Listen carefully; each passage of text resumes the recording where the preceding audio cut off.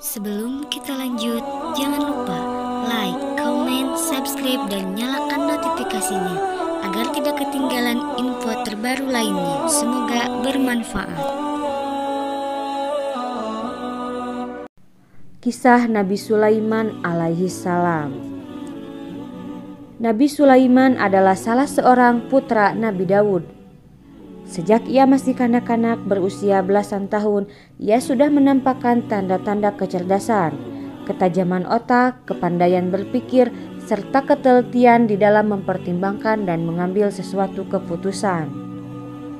Sewaktu Daud ayahnya menduduki tahta kerajaan Bani Israel, ia selalu mendampinginya dalam tiap-tiap sidang peradilan yang diadakan untuk menangani perkara-perkara perselisihan dan sengketa yang terjadi di dalam masyarakat.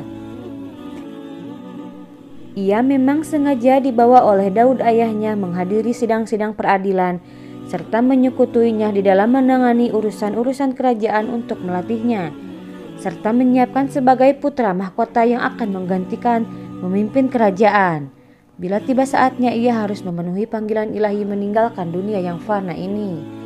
Dan memang Sulaimanlah yang terpandai di antara sesama saudara yang bahkan lebih tua usia daripadanya. Suatu peristiwa yang menunjukkan kecerdasan dan ketajaman otaknya yaitu terjadi pada salah satu sidang peradilan yang ia turut menghadirinya. Dalam persidangan itu, dua orang datang mengadu meminta Nabi Daud mengadili perkara sengketa mereka, yaitu bahwa kebun tanaman salah seorang dari kedua lelaki itu telah dimasuki oleh kambing-kambing ternak kawannya di waktu malam yang mengakibatkan rusak binasanya pekarangannya yang sudah dirawatnya begitu lama sehingga mendekati masa menuainya. Kawan yang diadukannya itu mengakui kebenaran pengaduan kawannya dan bahwa memang hewan ternaknya lah yang merusak binasakan kebun dan pekarangan kawannya itu.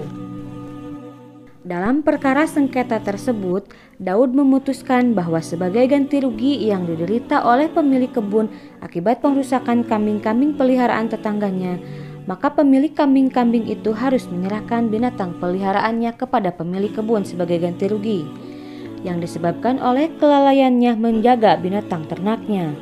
Akan tetapi, Sulaiman yang mendengar keputusan itu yang dijatuhkan oleh ayahnya itu dirasa kurang tepat dan berkata kepada si ayah, "Wahai ayahku, menurut pertimbanganku keputusan itu sepatutnya berbunyi demikian. Kepada pemilik pekarangan yang telah rusak tanamannya diserahkanlah hewan ternak untuk dipelihara, diambil hasilnya dan dimanfaatkan bagi keperluannya. Sedang pekarangannya yang telah dirusak itu diserahkan kepada tetangganya, pemilik peternakan untuk dipelihara dan dirawatnya sampai kembali kepada keadaan asalnya. Kemudian masing-masing menerima kembali miliknya, sehingga dengan cara demikian masing-masing pihak tidak ada yang mendapat keuntungan atau kerugian lebih daripada yang sebenarnya." Keputusan yang diusulkan oleh Sulaiman itu diterima baik oleh kedua orang yang menggugat dan digugat, dan disambut oleh para orang yang menghadiri sidang dengan rasa kagum terhadap kecerdasan dan kepandaian Sulaiman, yang walaupun masih muda usianya telah menunjukkan kematangannya berpikir dan keberanian melahirkan pendapat walaupun tidak sesuai dengan pendapat ayahnya.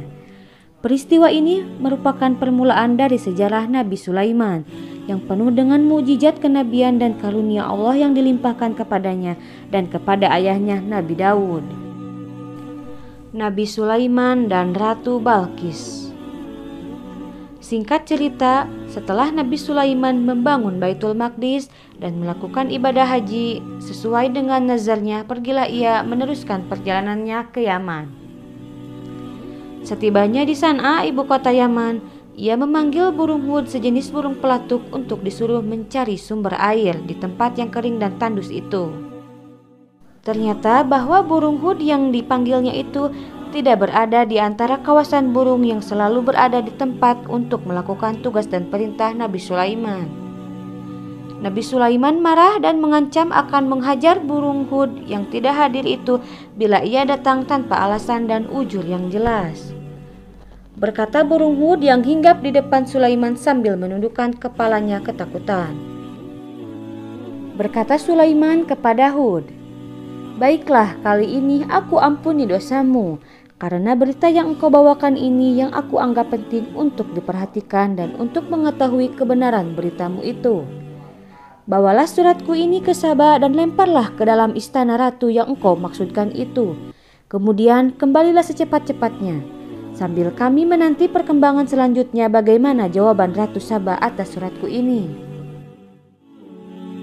Burung Hud terbang kembali menuju Saba, dan setibanya di atas istana kerajaan Saba, dilemparkanlah surat Nabi Sulaiman tepat di depan Ratu Balqis, yang sedang duduk dengan megah di atas tahtanya. Ia terkejut melihat sepucuk surat jatuh dari udara tepat di depan wajahnya. Ia lalu mengangkat kepalanya melihat ke atas, ingin mengetahui dari manakah surat itu datang, dan siapakah yang secara kurang hormat melemparkannya tepat di depannya. Kemudian diambillah surat itu oleh ratu, dibuka dan dibaca isinya yang berbunyi, "Dengan nama Allah yang Maha Pengasih lagi Maha Penyayang, surat ini adalah daripadaku Sulaiman. Janganlah kamu bersikap sombong terhadapku dan menganggap dirimu lebih tinggi daripadaku. Datanglah sekalian kepadaku, berserah diri." Setelah dibacanya berulang kali surat Nabi Sulaiman, Ratu Balqis memanggil para pembesarnya dan para penasihat kerajaan berkumpul untuk memusyawarahkan tindakan apa yang harus diambil sehubungan dengan surat Nabi Sulaiman yang telah diterimanya itu. Berkatalah para pembesar itu ketika dimintai pertimbangannya, "Wahai paduka Tuan Ratu, kami adalah putra-putra yang dibesarkan dan dididik untuk berperang dan bertempur dan bukan untuk menjadi ahli pemikir atau perancang yang patut memberi pertimbangan atau nasihat kepadamu. Kami menyerahkan kepadamu untuk mengambil keputusan yang akan membawa kebaikan bagi kerajaan, dan kami akan tunduk dan melaksanakan segala perintah dan keputusanmu tanpa ragu.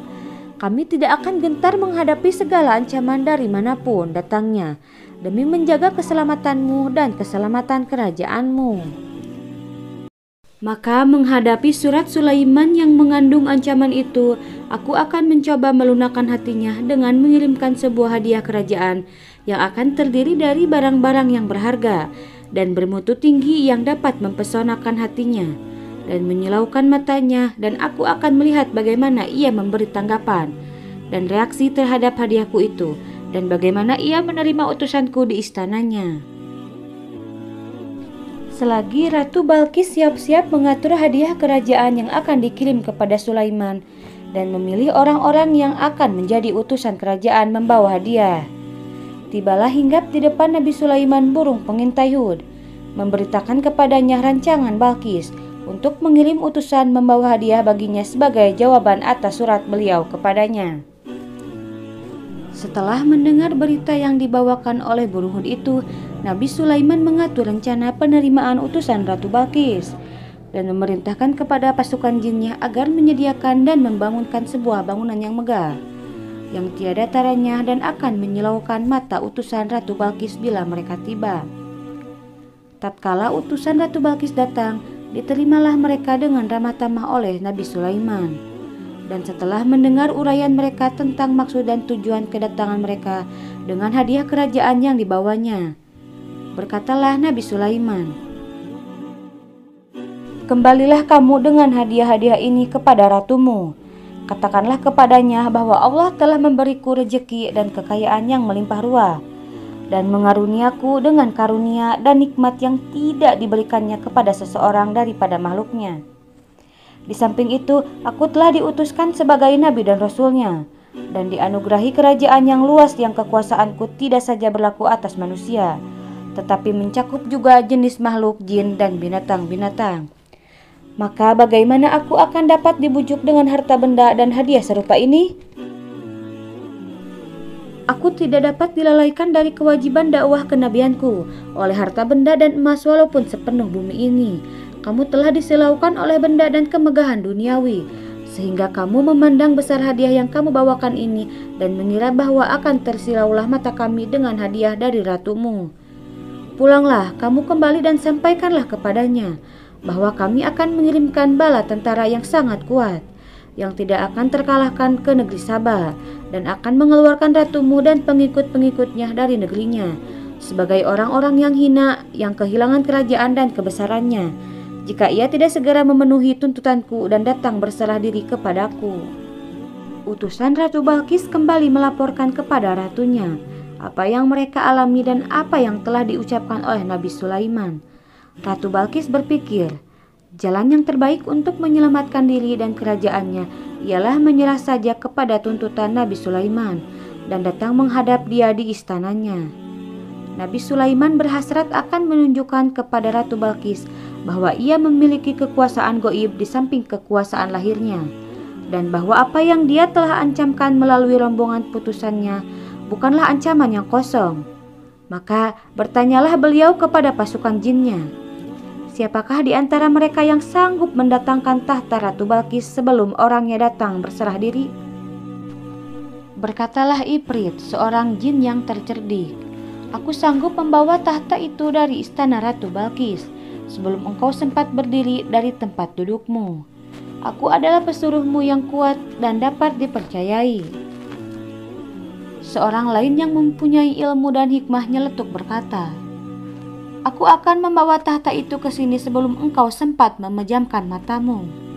Ketika Nabi Sulaiman melihat tahta Balkis sudah berada di depannya, berkatalah ia, "Ini adalah salah satu karunia Tuhan kepadaku untuk mencoba apakah aku bersyukur atas nikmat karunia itu atau mengingkarinya, karena barang siapa bersyukur maka itu adalah semata-mata untuk kebaikan dirinya sendiri, dan barang siapa mengingkari nikmat dan karunia Allah, ia akan rugi di dunia dan di akhirat, dan sesungguhnya Allah Maha Kaya lagi Maha Mulia."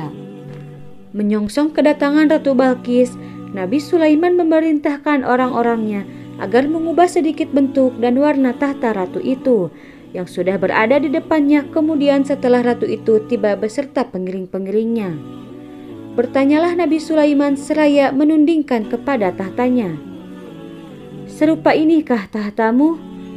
Balkis menjawab, "Seakan-akan ini adalah tahtaku sendiri." Seraya bertanya-tanya dalam hatinya, bagaimana mungkin bahwa tahtanya berada di sini, padahal ia yakin bahwa tahta itu berada di istana tatkala ia bertolak meninggalkan Sabah. Berkatalah Sulaiman kepadanya, "Engkau tidak usah menyingkap pakaianmu. Engkau tidak berada di atas kolam air.